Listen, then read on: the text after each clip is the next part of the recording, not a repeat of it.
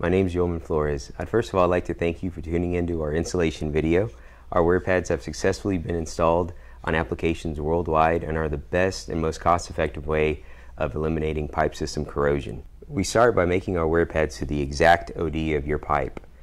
What we do is we take the mill tolerances from the pipe into consideration because the pipe may not be perfect coming out of the mill. What you don't want to do is have a gap. Taking those tolerances into consideration maximizes the surface area between wear pad and pipe. And what this ensures is that the wear pad fits properly right around the OD of your pipe, creating a great bond. First, you want to start by making sure that you have an authentic APP wear pad. You can check the label. It'll say our name on it, and it'll also give you the pipe size and dimensions of the wear pad. You want to make sure that you have the right wear pad for the right size of pipe. The next step would be to make sure that you have all your necessary installation and safety equipment. Installation instructions. You can't have a good installation without having instructions. It's the most important step in making sure that you have a successful installation. We offer them online at appinc.co. We also send them out in every single box that we send out, and you can also get them on business card sized cards that you can put in your pocket. So there's absolutely no excuse why you shouldn't have them. Epoxy MSCS sheets. Our epoxy is not harmful and it's not hazardous material, but if it finds its way into somebody's eyes or somebody's mouth, you want to keep these around.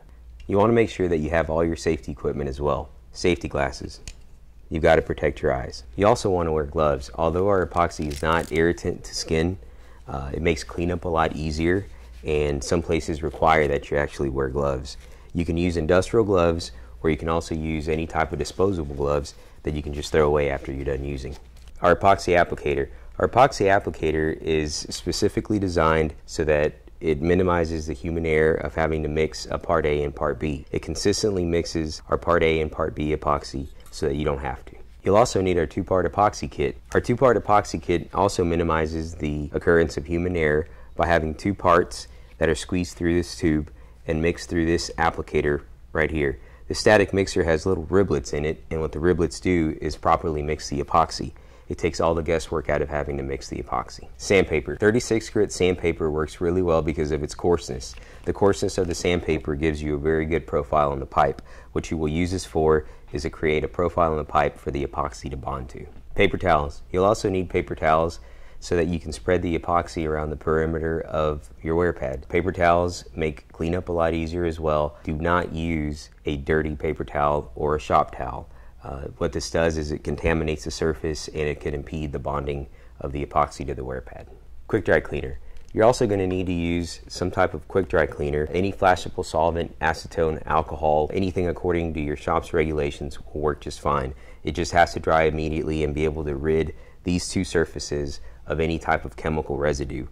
You spray it on here and you spray it on here, but it has to dry immediately so that it doesn't impede the bond of the epoxy between the two surfaces. You'll also need ratchet straps.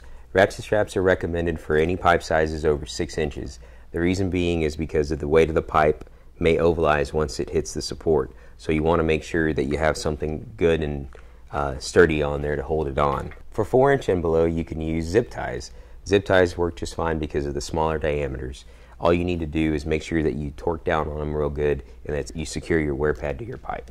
Once you have your safety equipment, you can move on to step 1. Step 1 is pipe surface prep. What you will need there is your emery cloth or your sandpaper, and what you want to do is take the sandpaper and roughen that surface so that you get a good anchoring profile on the surface of this pipe so that the epoxy will bond to it properly. I can't overly emphasize the importance of doing that because it'll give the epoxy something to hold on to. It's kind of like painting a car. You don't want to paint a car a smooth surface and not give it a profile for the paint to stick to. So that's essentially what you're doing here, is roughening this surface so that this can bond to it. Our epoxy has 2,500 pounds of shear strength. What this means is that it's going to take 2,500 pounds per square inch to move that wear pad off the pipe. Even with this huge safety factor, you want to ensure that you get a good anchor profile for the epoxy to bond to. It's essential to the success of your piping system. Step 2 is the solvent wipe the area that you're going to epoxy to. What you want to use is a quick dry contact cleaner. What this is a flashable solvent that dries immediately on contact. It'll rid any type of chemical residue that's on the pipe so that you have a good clean surface to adhere to. Step 3, Step 3 is to solvent wipe the inside of a wear pad with a quick dry cleaner. What that does is eliminate any type of chemical residue that could be on the ID of the wear pad. The wear pads could end up in storage, they could end up on the ground, they can end up in many places that can contaminate the ID of your wear pad. So make sure that you wipe it down. Also, you will notice that our wear pads have a roughened ID. The roughened ID is essential to the bonding of the epoxy. The epoxy grips well to it. Step 4 is to apply a continuous bead of epoxy on the inside diameter of the wear pad. This step requires you to load the epoxy applicator. To do so, unscrew the retaining nut, remove the plugs, and keep them so that you can reuse the epoxy. Without the plugs in the epoxy will spill and cause problems with mixing ratios. Once you have placed the static mixer in the tubes, please read the epoxy label, which tells you to squeeze out a 6-inch length of epoxy before using. This ensures that the epoxy is mixed properly by squeezing out any air that may have been in the cartridge. You then want to place an approximately 1/8 inch bead of epoxy around the perimeter of the wear pad. Step 5 is to apply a random shaped bead on the inside of your wear pad. What you want to do is run a serpentine bead so that you maximize the epoxy coverage on the ID of the wear pad. Step 6. Firmly press the wear pad into place and slightly rotate to evenly spread the epoxy. By doing this, you spread the epoxy to maximize the coverage between your wear pad and pipe. You also begin to eliminate any type of air pocket. You do not have to move it much. Just going back and forth in a side-to-side motion about 1/2 inch should be sufficient. Step 7. You want to secure the wear pad to the pipe using either a ratchet strap or using these zip ties. Zip ties you can use on anything that's 4 inches and smaller. On 6-inch pipe and bigger, we do recommend that you use a ratchet strap because of the ovalization that may occur because of the weight of the pipe.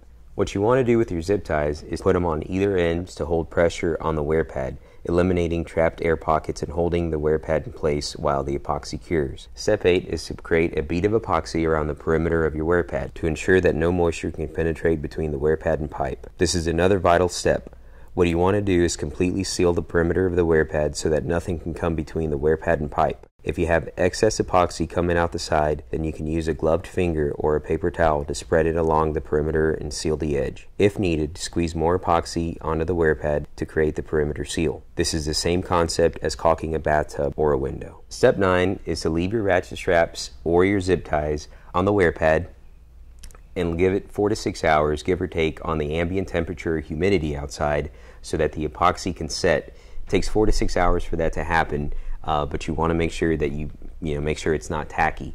After it's not tacky, you can go ahead and remove the zip ties, remove the ratchet straps, and go ahead and set it down or do whatever you need to do. Please allow 24 hours for full cure. And that concludes our installation presentation. Please contact us if you have any questions. Thank you.